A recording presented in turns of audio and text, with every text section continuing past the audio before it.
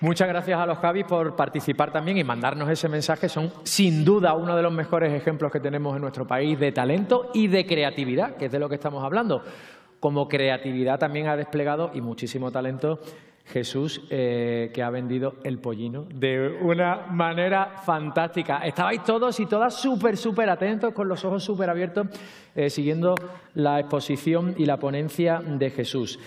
Vamos a seguir despertando la creatividad con la siguiente mesa. Para ello voy a ir llamando a sus integrantes para que vayan tomando asiento. Miriam Galán, por favor, Miriam, estás por ahí. Miriam Galán va a formar parte de esta mesa, ya está bajando por ahí. Pedro Pérez, profesor de Historia y divulgador en redes sociales. Javier Saiz de los Terreros y Bernardo Pajares, responsables de comunicación digital del Museo del Prado. Un aplauso para ellos.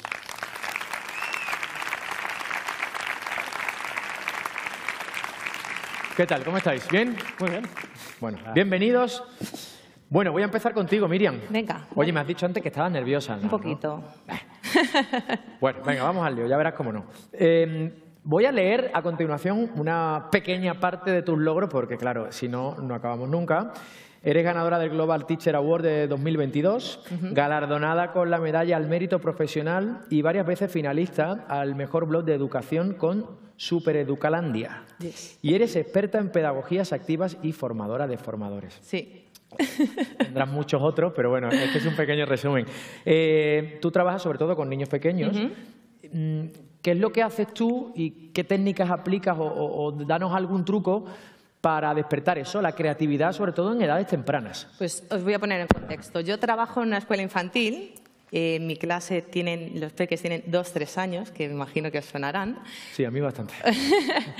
Con lo cual, sobre todo, la creatividad la trabajo con los cuentos, ¿vale? Y os voy a contar 5 beneficios de la lectura para desarrollar la creatividad. 1. Enriquece sus habilidades comunicativas. Algunos cuentos pueden ser contados con palabras y gestos, como hago yo con el cuento de Luna de Calandraca, que lo hago en lengua de signos. Luna, luna, luna, luna, corazón. 2. Amplía el registro cultural. Cuentos, por ejemplo, sobre los planetas. 3. Desarrolla el pensamiento divergente. Por ejemplo, podemos hacer en clase una historia, un cuento y luego crear un escape room, que ahora están tanto de moda. Y además ellos luego pueden resolver las pistas.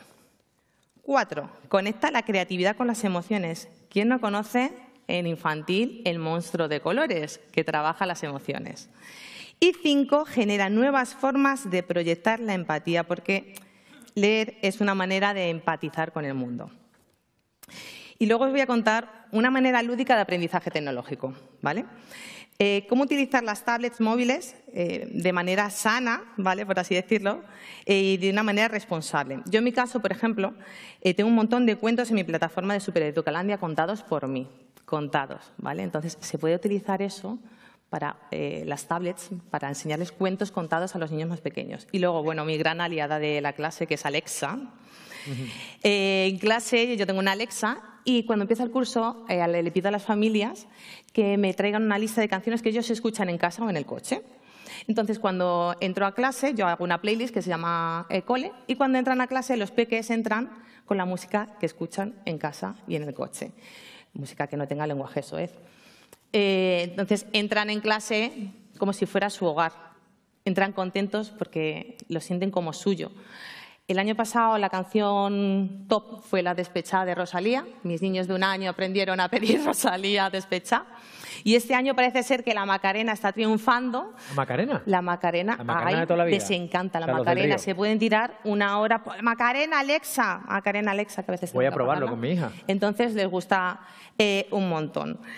Y bueno, seguro que recordáis alguna frase de algún cuento o de algún libro que os haya marcado. Lo esencial es invisible a los ojos, del Principito, o Hakuna Matata, del Rey León. Pero yo os voy a dejar hoy un cuento que espero que os marque. Yo no canto tan bien como Marta, pero bueno, lo voy a intentar. Tilín, tilán, todo el mundo a escuchar, pues un cuento va a empezar. Tapones, fuera. Ojos, clink, clink, abiertos y cremallera de la boca. Sí. Toma, Pedro, la llave. Esta es la historia de un gusanito y la señora Lengua. La, la, la, la, chocodo, la, chombro. Subió por la escalera, bajo en el ascensor y llama al timbre, ding dong, y se escondió detrás de la oreja. Se abrió la puerta, salió la lengua. Miro para arriba, miro para abajo, miro para un lado, miro para otro, y como no vio a nadie, ¿qué hizo? Cerró la puerta. ¡Ja, ja, ja, ja, ja, ja, ja, ja! No me vio, no me vio. Voy a llamar al timbre de nuevo. Ding dong. Y se escondió detrás de la otra oreja. Se abrió la puerta. Salió la lengua. Miro para arriba, miro para abajo, miro para un lado, miro para el otro. Y como no vio a nadie, ¿qué hizo? Cerró la puerta. ¡Ja, ja, ja, ja, ja, ja, ja, ja! No me vio, no me vio. Voy a llamar al timbre de nuevo. Ping dong. Se escondió la espalda. La lengua, ¿cómo estaba? Muy enfadada. Abrió la puerta, muy enfadada. Salió muy enfadada. Miró para arriba, muy enfadada. Miró para abajo, muy enfadada. Miró para un lado, muy enfadada. Miró para el otro lado, muy enfadada. Y como no vio a nadie, ¿qué hizo? Cerró la puerta, muy enfadada. ¡Ja, ja, ja, ja, ja, ja, ja, ja! No me... Perdóneme usted, señora lengua, solo quería jugar un ratito. Y la lengua le dijo... Se dieron un besito. Subió en el ascensor. Bajó por la escalera. Chombro, chocodo, Qué bueno. No he necesitado un cuento para contarlo. Solo un poquito de creatividad. Qué bueno, qué bueno. Otro aplauso grande para Miriam. Bueno, Pedro, te han puesto el listón alto, te lo digo. Pedro o Peter, ¿no? Que también se te conoce así. Eso es. ¿Con qué estás más cómodo? ¿Cómo te digo? Como tú te sientas cómodo. Vale. En general en redes me conocen como Peter. Venga, pues Peter. Con el alter ego. Venga. Eres profesor de historia, lo comentábamos antes, eres divulgador en redes sociales y utilizas algo que es súper desconocido para mí y tengo que ponerme las pilas, entiendo, que es TikTok, sobre todo y fundamentalmente TikTok. Y claro, hemos hablado antes y lo hemos mencionado como un mal a combatir, me refiero a la desinformación. Tú, como profesor de historia, la historia siempre ha existido, la desinformación, y te quiero preguntar, más allá de eso, ¿qué haces para aplicar la creatividad y para fomentar la creatividad en redes sociales? Por ejemplo, en ese trabajo que haces en TikTok. Bueno, yo me gustaría, más que preguntártelo a ti, hacer una pregunta en general, que yo creo que aquí hay muchos profesores aquí y yo creo que han escuchado, pues habíamos dicho que somos un poco el objeto de crítica, de ninguneo, y me gusta utilizar una frase que es ladran Sancho, luego cabalgamos, ¿no? ¿Cuántos habéis escuchado alguna vez esa frase del Quijote? ¿La habéis escuchado alguna vez? Sí. Pues no es del Quijote. Eso es a lo que voy, ¿no? Mucha gente da por hecho cosas a nivel histórico que se van perdurando en el tiempo, que se van transmitiendo de generación tras generación, y resulta que esa frase no la dijo un autor español, la dijo Goethe, ¿no? A principios del siglo XIX. No está dicha tal cual, pero es un ejemplo que me sirve a mí de ejemplo para hablar de eso de la desinformación. Una desinformación, en este caso, muy inocente, que no tiene unas implicaciones, digamos, graves detrás, y que yo, pues bueno, cuando inicié mi proyecto divulgativo del Cubil de Peter, ahora más que en TikTok estoy en todos los lados, porque los divulgadores tenemos que estar en todos los lados, y los profesores también. Yo empecé sobre todo en YouTube y ahora, pues como los chavales, su entorno natural es TikTok, pues hay que adaptarse a los tiempos. Al principio me costaba mucho estar ahí, pero bueno, ahora pues te acostumbras, ¿no? Nos acostumbramos a todo.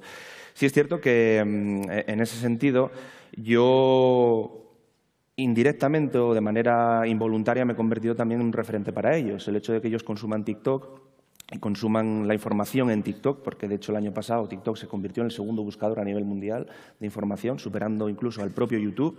Está Google y luego está TikTok. Me di cuenta de que ellos pues están motivados a formar parte también de ese entorno, ¿no? Yo muchas veces les pregunto, aunque sea profesor de historia, les pregunto muchas veces qué quieren. Este año me estreno como tutor y les he preguntado pues, qué quieren hacer con su vida, qué quieren hacer. Y hay algunos que, aunque lo reconozcan de puertas para adentro, dicen que quieren ser influencers, que quieren ser... Muchos, ¿no? Sí, quieren ser youtubers, streamers, influencers, ¿no?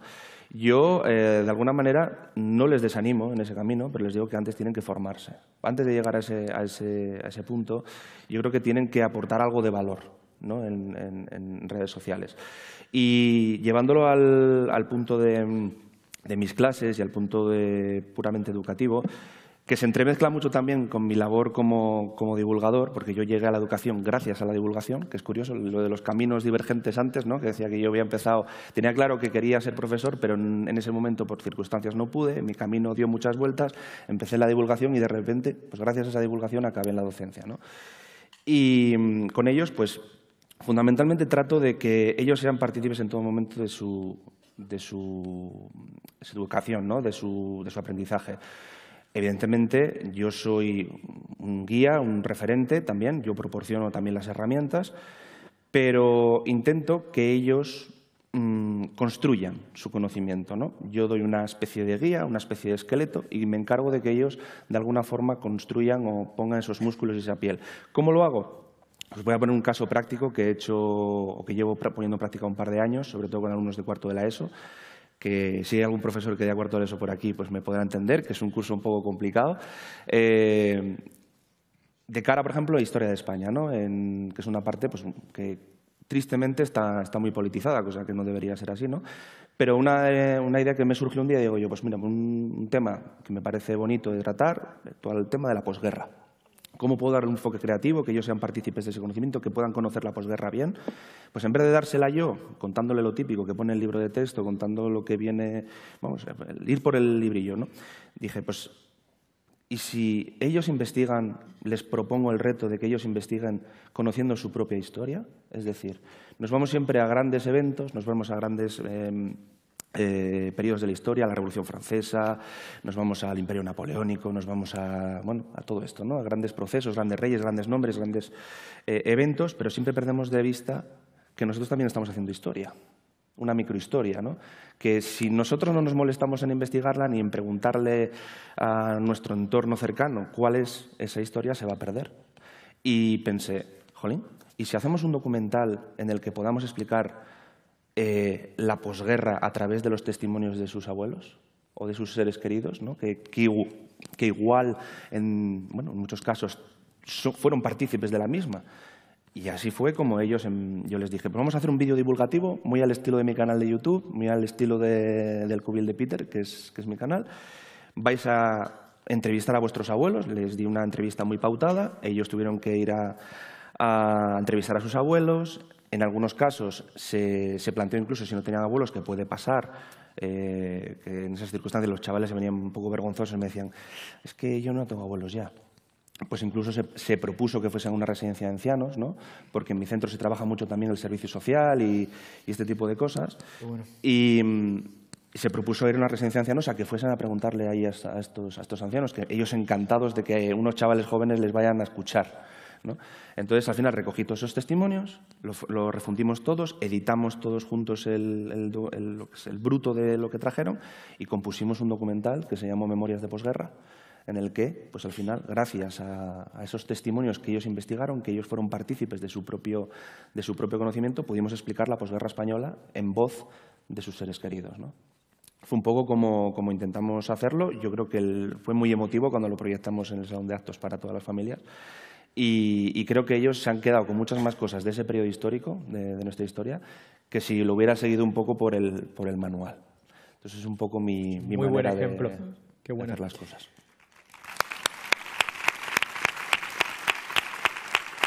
Maravilloso. Bernardo y Javier, formáis el equipo de comunicación digital del Museo del Prado. Y claro, me vais a perdonar, esto lo habrá dicho muchísima gente. Uno piensa en el Museo del Prado, que es una institución que tiene 200 años, más de 200 años de antigüedad, y que a priori uno no lo asocia de entrada con el lenguaje que se maneja en las redes sociales, ¿no? Por ejemplo, en TikTok lo estáis petando, como se suele decir, aunque ya no sé si se dice petando, esto ya es un poco antiguo, ¿no? Esto ya, ¿no? No, yo soy de, mira, me pregunto. Yo soy de la misma generación. Vale, yo lo que estáis en contacto con la gente más joven, porque digo, esto de petar... Bueno, en fin, yo creo que soy joven y no lo soy tanto. El año pasado, voy a repasar algunos de vuestros logros. El Museo del Prado fue premio For You Fest 2022 de TikTok en la categoría de contenido educativo. Hace poco os han dado otro, o sea, no paráis. Y yo os pregunto, la pregunta es muy sencilla y a la vez tiene una respuesta extensa. ¿Cómo lo hacéis? Porque ya os digo, suena contradictorio. Museo del Prado, cuadros, que a un chaval le puede parecer vaya rollo, y llevarlo esto a TikTok y que lo pete. Pues sí, precisamente es un poco el reto, ¿no? La imagen que estamos viendo aquí es un poco el Museo del Prado, ¿no? Esa imagen que es 200 años, 204 va a ser, y te imaginas un poco esto. Entonces, a veces da miedo, es una institución, bueno, pues que tiene mucho nombre, si vas al Museo del Prado, pues ese edificio, ¿no? Tienes que subir las escaleras, las columnas. Además, muchas veces tenemos ese recuerdo, incluso a veces con visitas del colegio, no del vuestro, que lo hacéis súper bien, eso seguro, pero que es como un examen, ¿no? Entonces llegas, ¿y quién ha pintado esto? Y no lo sabes. ¿En qué año? Claro, antes, ¿no? Estamos hablando, ¿cuándo se ha pintado la Gioconda? Y ya, pues nervios, mirando para el suelo. Vosotros lo habéis pasado mal, ¿no? ¿O lo yo estaba ahí, estaba ahí, me he quedado contento, pero... Me he acordado de vosotros. Sí. Hemos mirado al suelo también un poco. Yo temía que dijesen, ay, los del Prado, que lo digan los... Claro. Menos mal que vuestra ponencia ha sido después de eso, si no hubiera todo el auditorio mirado hacia vosotros. Pero era muy significativo eso, que no veíamos la imagen, no disfrutábamos de la imagen. Y también se ha hablado en estas charlas, Miriam, por ejemplo, hablaba de la importancia del hogar, ¿no? Llegas con una canción de tu hogar. También Pedro estaba hablando ahora de transmitir la historia desde una cosa que te llega, ¿no? Y es lo que queremos hacer nosotros, transmitirlo desde lo cotidiano. Desde el lado más humano. Entonces, claro, antes, realmente para entrar al Museo del Prado tenía que abrirte la puerta, un bedel. De hecho, al comienzo tenías que ir con una recomendación de que eras una persona de fiar y se te podía dejar entrar. Ahora, gracias a Dios, no, hemos abierto las puertas de par en par y también una ventana digital, ¿no? Y lo que hacemos es enfocar el museo, transmitirlo eso desde la cotidianidad. ¿Y qué hay más cotidiano, en el fondo, que el móvil? El móvil que tenemos todos ahora mismo en el bolsillo, en el bolso, que te levantas y coges el móvil. Y además lo coges desde una posición en la que estás en el hogar, estás a salvo. Porque lo puedes coger en pijama, lo puedes coger cocinando, ¿no? Entonces, es llevar el museo un poco a ese lado.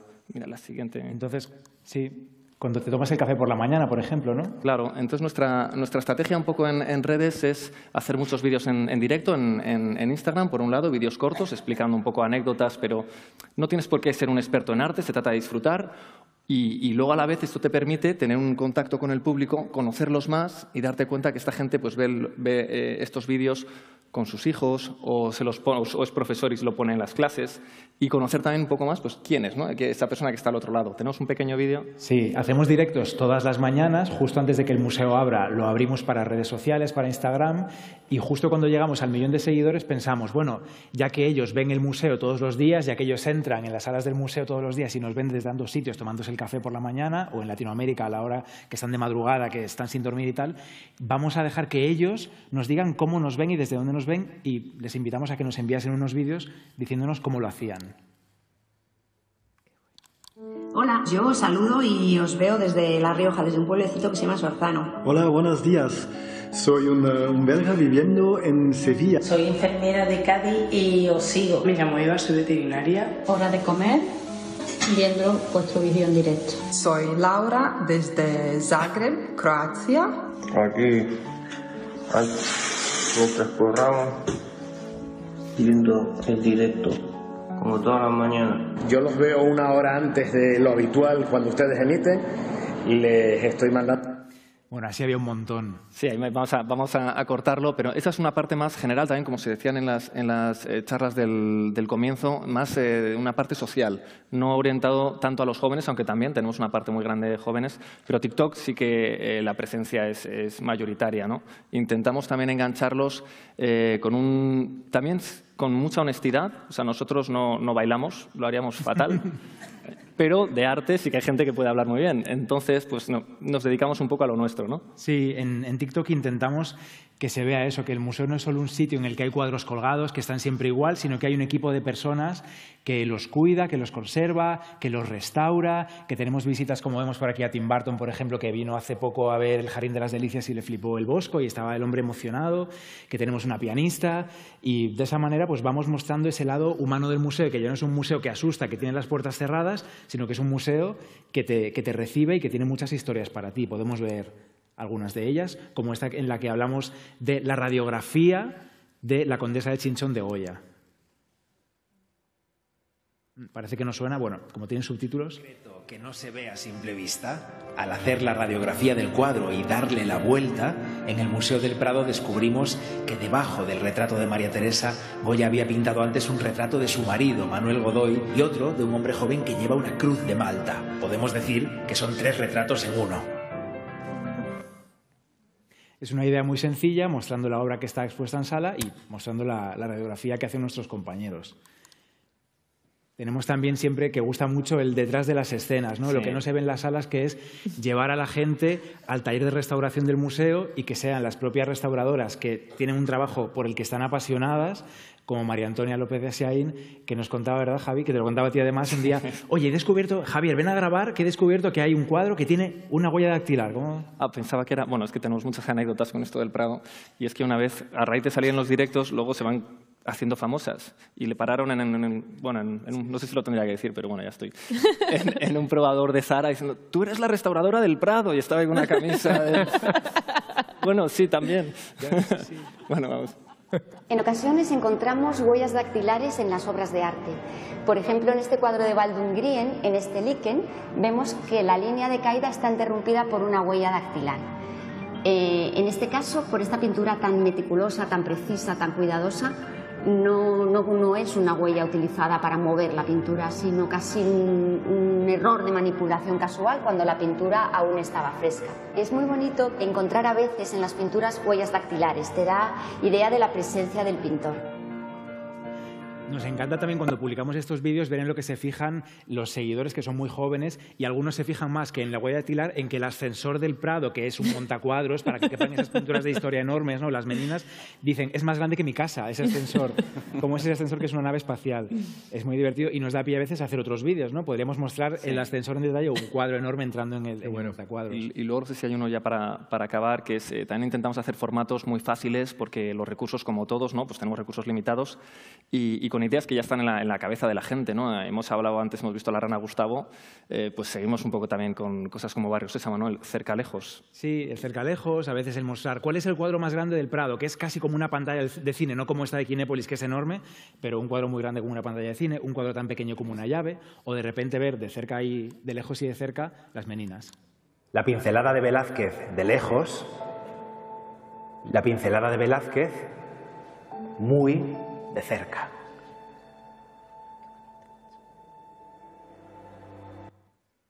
Y de repente ves que no hay dibujo, ¿no? Que es solo pues, unas manchas, unas pinceladas maestras que Velázquez tenía en la cabeza y que cuando se acerca pues, pone esa pincelada maestra y hace ese efecto de decoración en el traje de la infanta Margarita. Son ideas sencillas para las que solo necesitas pues, tener un plano bonito, locutar un poquito bien para atrapar a la audiencia y un teléfono móvil, que es de nuevo lo que todos tenemos en el bolsillo, nada más. Pues Bernardo, Javier, Pedro, Miriam, a esta audiencia y a los que nos están viendo por streaming, desde luego nos habéis atrapado durante estos minutos. Un aplauso para ellos. Muchas gracias a los 4. Tres magníficos, brillantes ejemplos de lo que se puede conseguir con creatividad aplicada, en este caso, a las redes sociales y a la comunicación. Pues muy bien, se le hemos hecho muy bien.